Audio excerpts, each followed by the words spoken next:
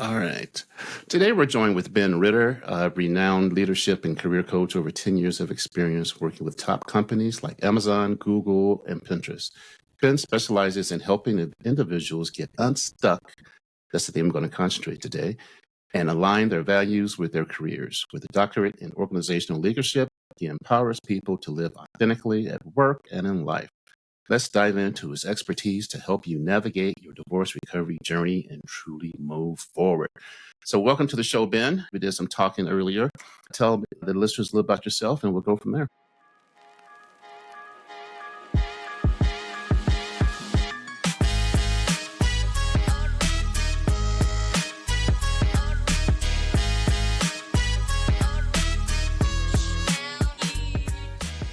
Welcome to the Don't Pick the Scab podcast, with the premise of connecting men over 40 with the tools and community to thrive in their divorce recovery, either before, during, or after a divorce.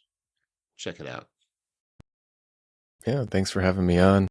Basically, I split my time with helping people figure out how to love their world of work and help organizations become places that people can do that at.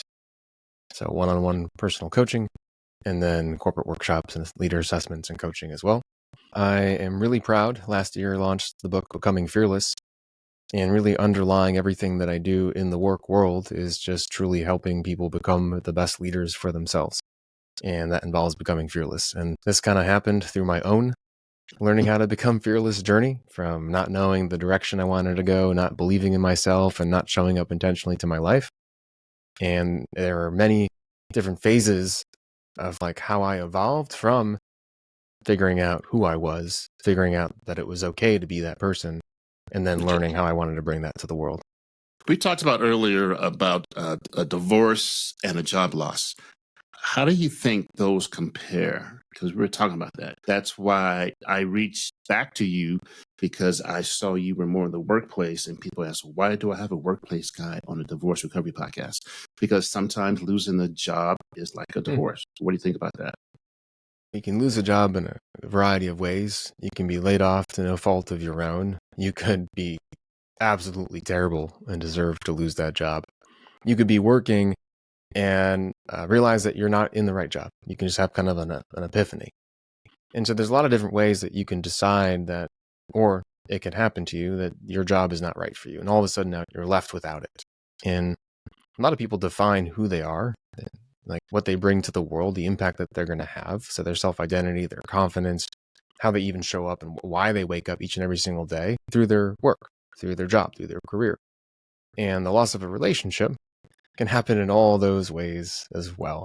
Exactly. And in generally both situations, no matter if you want it to happen, it hurts.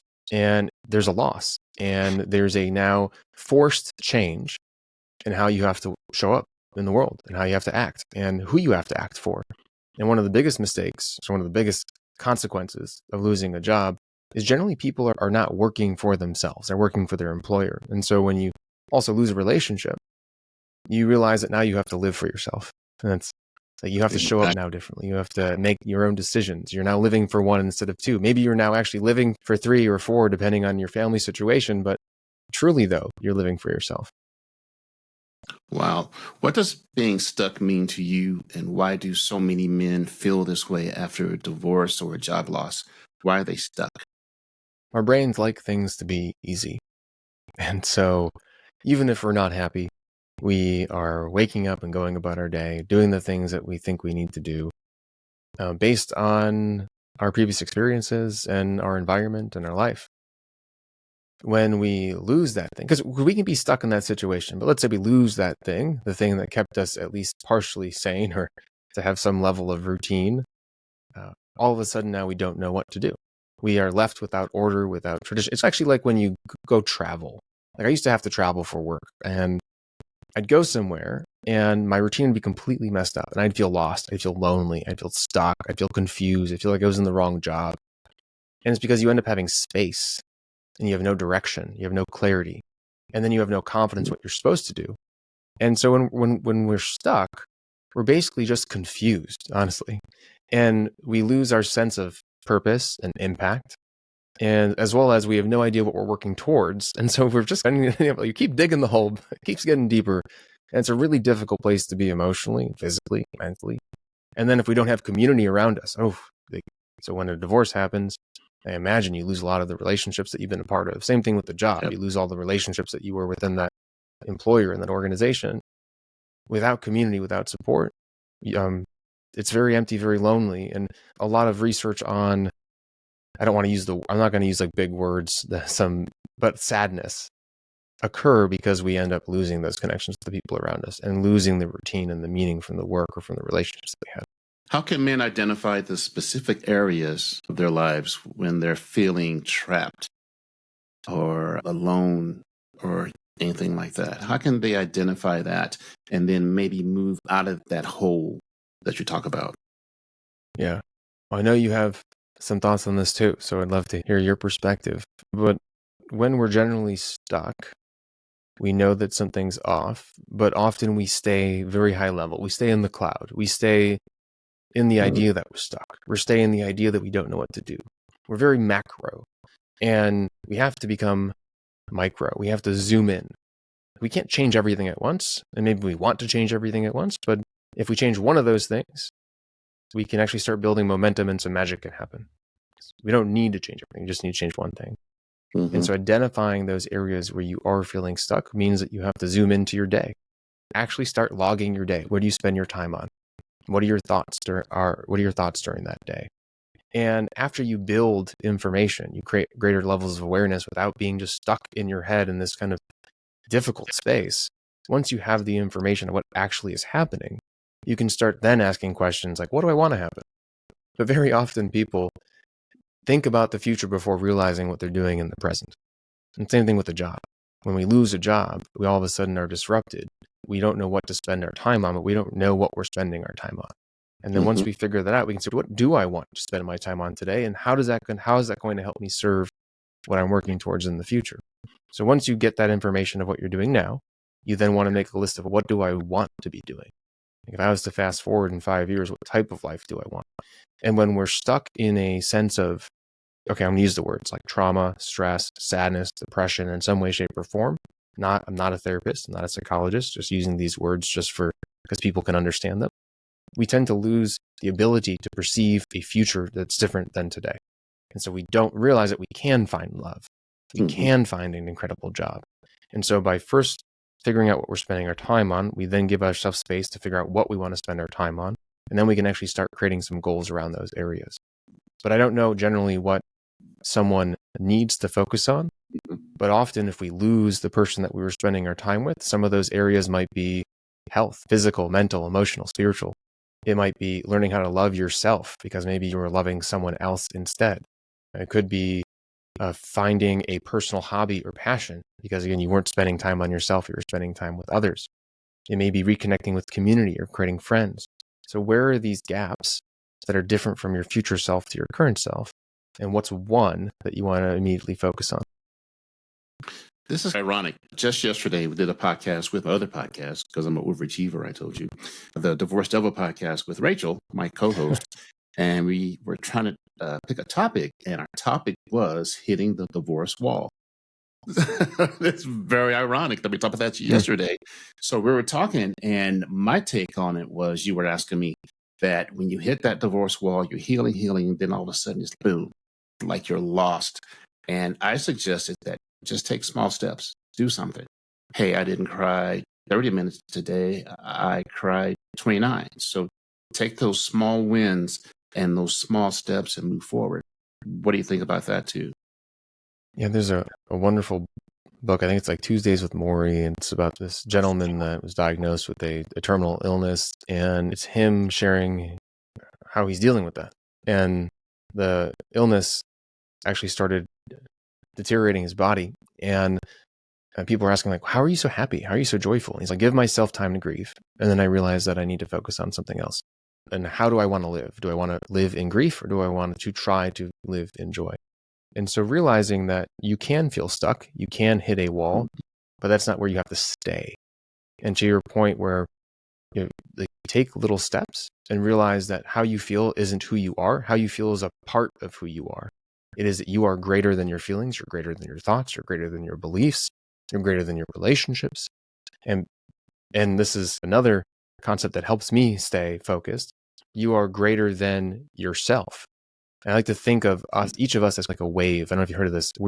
When you're a wave within an ocean, and a wave has a lot of concerns and worries. Oh no, I'm going to hit the beach and I'm going to crash and I'm going to fall and I'm going to be hurt. Well, when the wave next to it then turns over and says, silly wave, you're not. You're actually the ocean. You're bigger than yourself. You're bigger than your pain. You're bigger than your grief. You're bigger than the day-to-day struggles that you have. And so knowing that your wall is just one wave and there are going to be many others can sometimes help broaden our perspective on what we're dealing with. And generally, we generally have a very varying emotions depending on the day, and our mind doesn't like to just stay on one point. It likes to reflect and reminisce and make us feel like we're not enough at times, or try to. And those are just moments. Those are just moments in time. And as you said, if you feel that you need to cry for 30 minutes, wonderful, cry for those 30 minutes, but then realize that, okay, that moment's over. What moment do I want next? And decide what, where you want to focus and spend your time outside of the reaction to the pain that you're feeling. And it may be difficult, and you may have 95% pain and 5% joy or movement or something that you're doing for yourself. But the next day, we try for 90% pain and 10% joy or movement or connection. What about self-care? Men suck at self-care. We want to take on the world, fix everybody else, take care of everybody else first. And we kind of don't take care of ourselves. And I always tell people it's like when the plane's going down, the oxygen masks come out, you put your kids on first. You put yours on first, then you put your kids on. You put your kids on first, you're screwed. Yeah. And sorry, my mind was reflecting back on another exercise as you were talking about, how do you get unstuck? And this is part of self-care. Going back in time and going forward in time can really help the brain shake itself loose of grief that it's feeling at any moment. So what were you doing 5 years ago? What were you doing 10 years ago? What were you doing 20 years ago? What were you doing 35 years ago? And writing down that moment and that time of your life. And that can sometimes help us realize that how we feel today is not how we're going to feel in 5 years. We just sometimes lose hope. We lose faith. And remembering that we could not have predicted where we were today 10 years ago or 15 years ago, 20 years ago. And so what makes you think you can predict where you're going to be in 5 years or 10 years? And can shake you out of the pain that you're feeling today, or the hopelessness that you might feel about tomorrow. So that's a little exercise that we can do for self-care. But other than that, even when we are unhappy, taking care of ourselves is, how do we commit to that? I don't know if you see this, David. It can be very difficult when we don't feel good to do the things that we know are going to help us feel good. Like going to the gym, or eating right, or eating a certain way, or calling the friend that we don't really want to talk to, or picking up the phone, or going to a community event. And figuring out how you can prioritize at least one of those moments that brings you joy, even if it's not bringing you joy in the moment itself, is the key to creating a little bit of unstuckness in your life. It's not about the joy that you feel in the moment. It's about doing the thing. Because it can be very difficult to feel happiness or joy or motivation when we are dealing with something negative that happened to us recently. It doesn't mean that you shouldn't go to the gym. It doesn't mean that you shouldn't eat a certain way. It doesn't mean that you shouldn't connect with that friend, even if you're just sitting there unhappy. But there are so many benefits if you do the act of self-care, even if it doesn't feel like self-care at the time. How do you think men can regain a purpose? Purpose is really big with men, and direction when their old life plans no longer apply. That happens in the job space, that happens in divorce space. How can we regain a sense of purpose and direction? I used to work in healthcare, and it was amazing that people saving other people's lives, doctors, nurses, anyone, even non-clinicians working with them, would forget that they were doing that because they'd become overwhelmed with the stress from the job, from the work. Or maybe they'd have a negative experience with a boss that said something that kind of knocked them down. It didn't help them feel recognized in a positive way. Mm-hmm. And so sometimes purpose is just looking at things a little differently than what you're doing. Sometimes it's just a reframe that I'm helping someone, that I'm changing someone's life, that I'm making an impact. It's realizing that you just can't see the purpose right now because you're so worried about the tasks. And so it's a little bit of a change in perspective. Other times, purpose, especially when you're feeling like you don't really know what to do, can come from taking the focus off of yourself and instead doing something for someone else. So an exercise, if we're struggling, is giving back to the community, volunteering, going to a soup kitchen.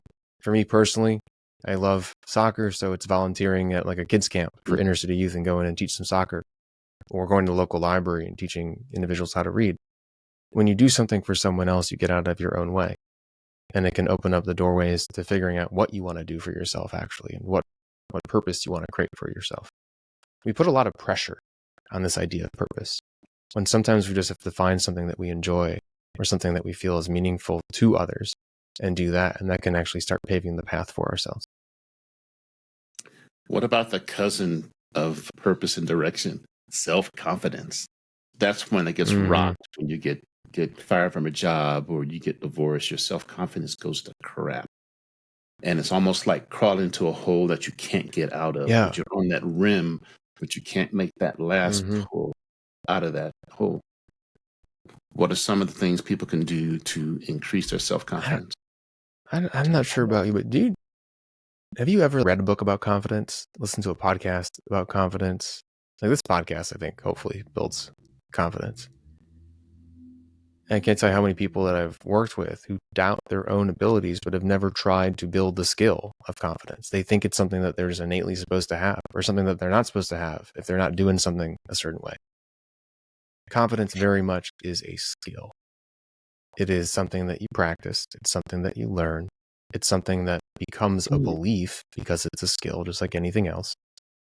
And it's something that can be diminished based on things that happen to you. But if you work the muscle, and generally that muscle is going to be there in the times that are a little bit more trying. Yeah. Confidence is generally a belief in yourself and a belief in your skills. A belief in yourself can be unwavering depending on how much you invest in it. And belief in skills can be something that also is something you always have. Sadly, when we lose a job, we believe that we're not good at that thing anymore.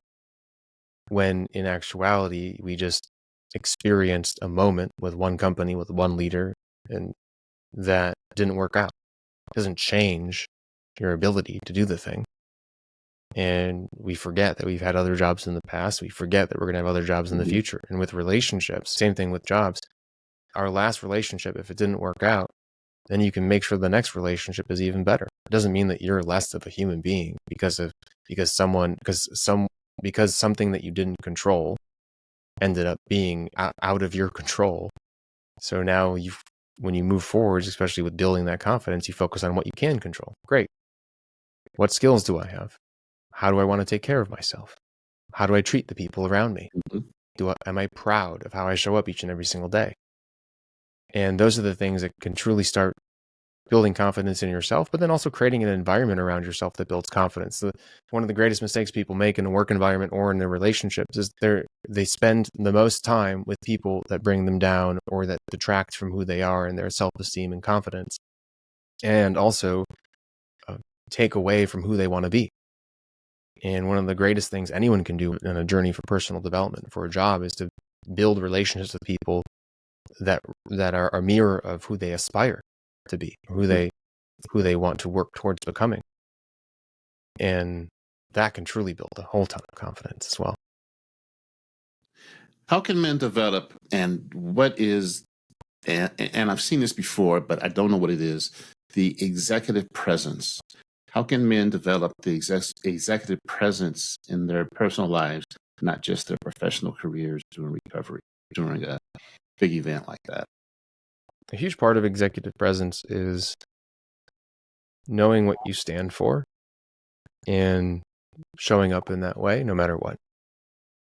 Walking into a room and not worrying about what people think about you because you're so confident in what you think about yourself. That presence is powerful.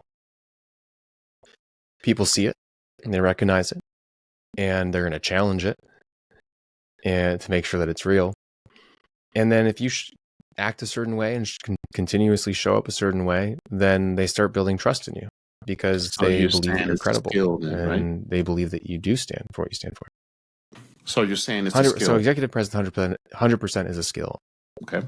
Yeah, it is multiple components. So executive presence is vision, presence, and credibility, or reliability, depending on how you want to define it. It's three things in the professional world and the personal world. So it's vision, it's what you stand for, it's your values, who you are and your goals, what are you working towards, what's your mission, what's your purpose. When you walk into a room, what do people expect from you? What do you talk about? What excites you?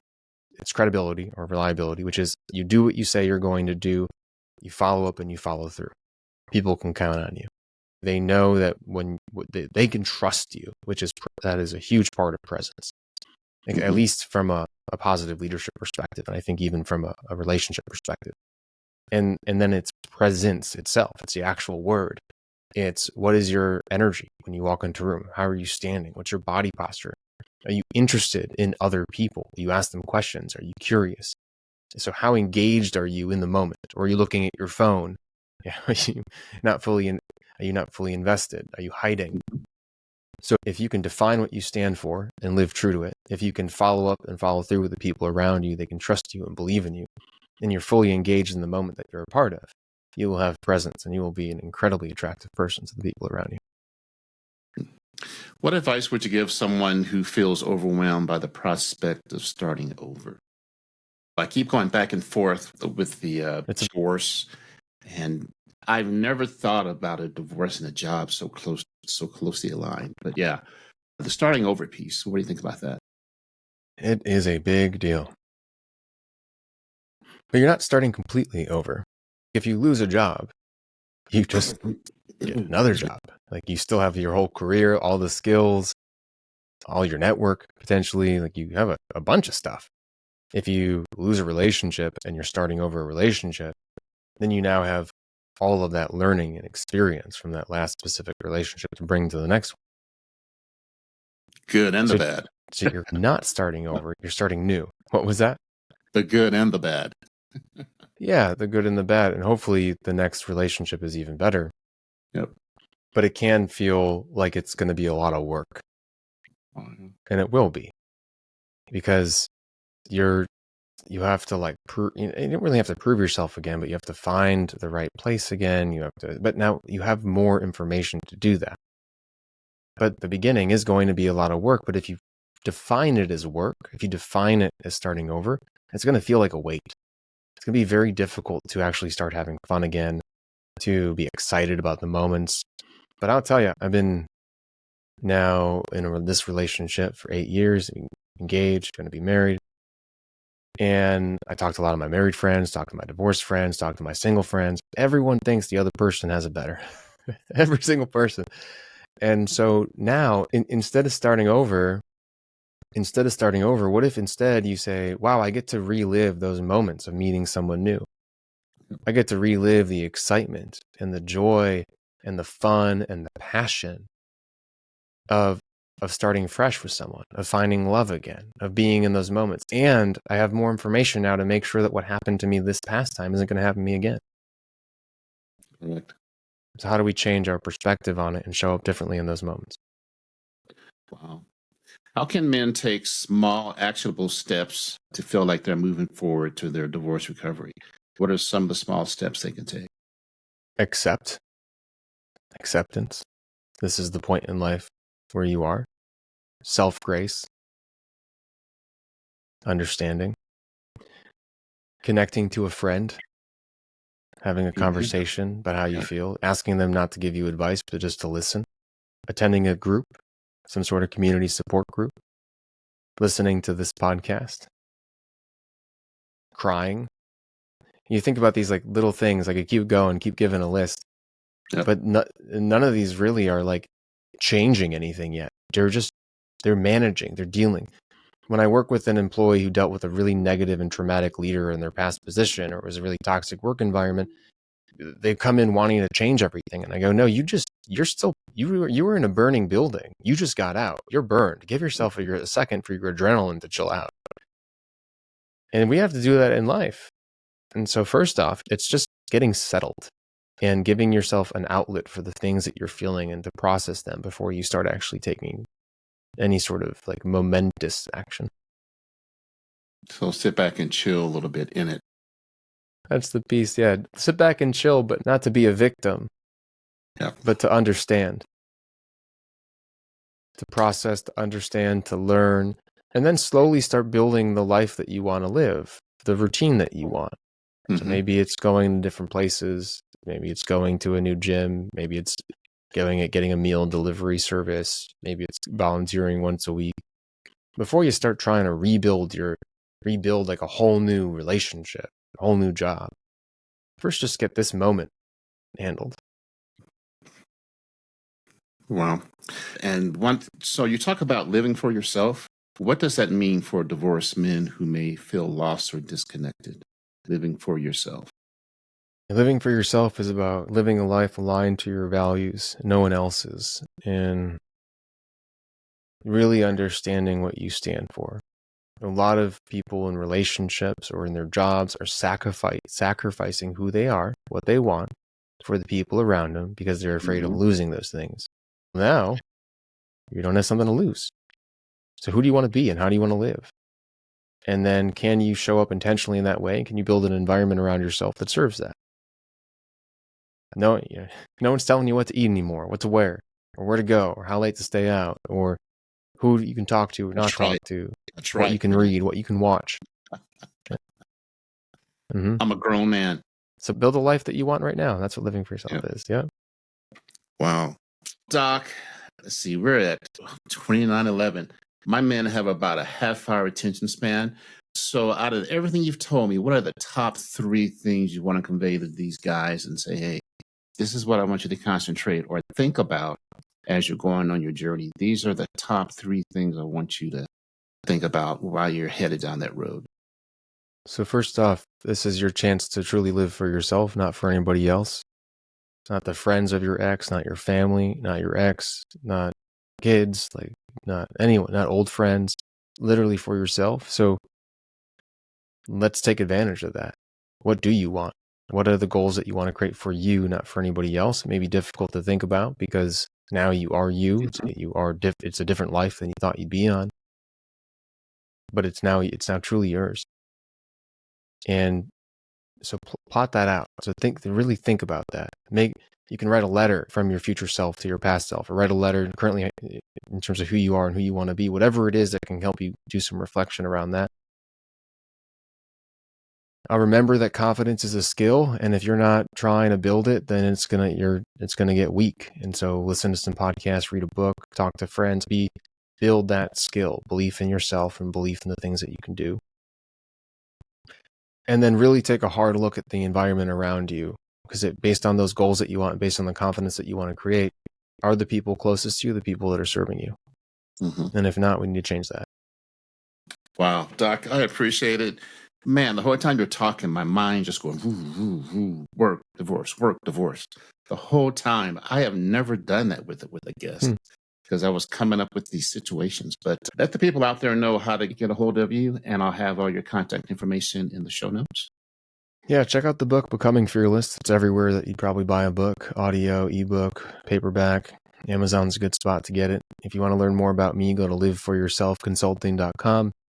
That's liveforyourselfconsulting.com. And I'm super active on LinkedIn if you want to connect there too. All right. Doc, I appreciate it. Like I said, I think I asked you like probably 6, 7 questions. I got like 25. So we're definitely going to have to revisit this. This was fun. This was one of those things where it's way different than you think it was going to happen. And I had a blast.